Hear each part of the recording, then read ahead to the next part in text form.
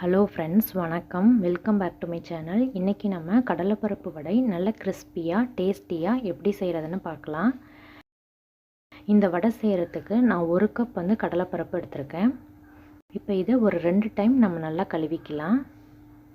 இப்போ இந்த தண்ணியை ஊற்றிட்டு இதில் நம்ம நல்ல தண்ணி ஊற்றி இதை ஊற வச்சுக்கலாம்.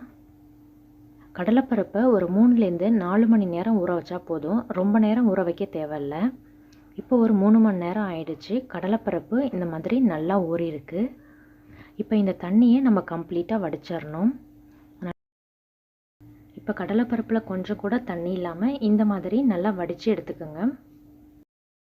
இதை அப்படியே ஒரு 5 நிமிஷம் நம்ம வச்சிட்டோம் அப்படின்னா இதில் எக்ஸஸாக உள்ள தண்ணியும் கம்ப்ளீட்டாக வடிஞ்சிரும்.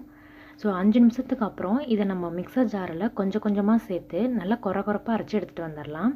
அரைக்கும் போது ஆஃப் பண்ணி நல்லா மிக்ஸ் பண்ணிவிட்டு கொரகொரப்பாக அரைக்கணும். ரொம்ப நைஸாக அரைச்சிடக்கூடாது.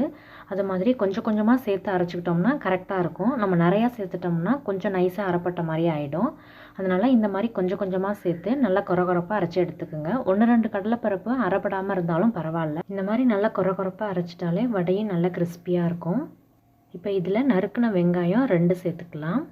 ஒரு பச்சை மிளகாயை பொடியாக நறுக்கி ஆட் பண்ணிக்கலாம். கொஞ்சமாக இஞ்சி துருவி வச்சுருக்கேன், அதையும் ஆட் பண்ணிக்கலாம்.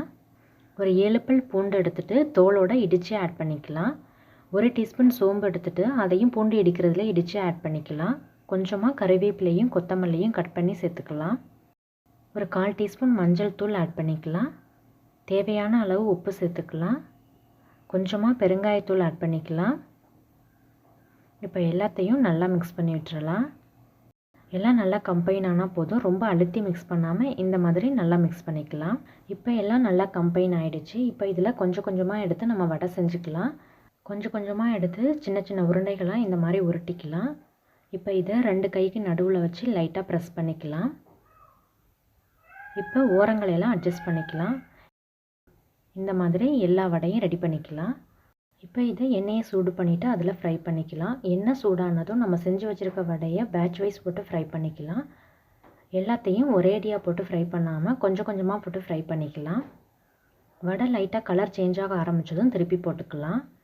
திருப்பி போட்டு 2 சைடும் நம்ம ஈவனாக ஃப்ரை பண்ணணும். வடை நல்லா கோல்டன் ப்ரௌனாக கிறிஸ்பியாக வரணும். அது வரைக்கும் நாம் மீடியம் ஹீட்டில் வச்சு ஃப்ரை பண்ணிக்கலாம். இடையில வடையை திருப்பி போட்டு இந்த பபிள்ஸ் எல்லாம் குறைஞ்சி வரும். அது வரைக்கும் நாம் இதை ஃப்ரை பண்ணணும். இப்போ 2 சைடுமே நல்லா கோல்டன் ப்ரௌன் ஆகிடுச்சு. அது மாதிரி பபிள்ஸும் கொஞ்சம் குறைஞ்சிருச்சு. நாம் இப்போ வடையெல்லாம் எடுத்துடலாம். இப்போ டேஸ்டியான கிறிஸ்பியான கடலைப்பருப்பு வடை ரெடி ஆகிடுச்சு.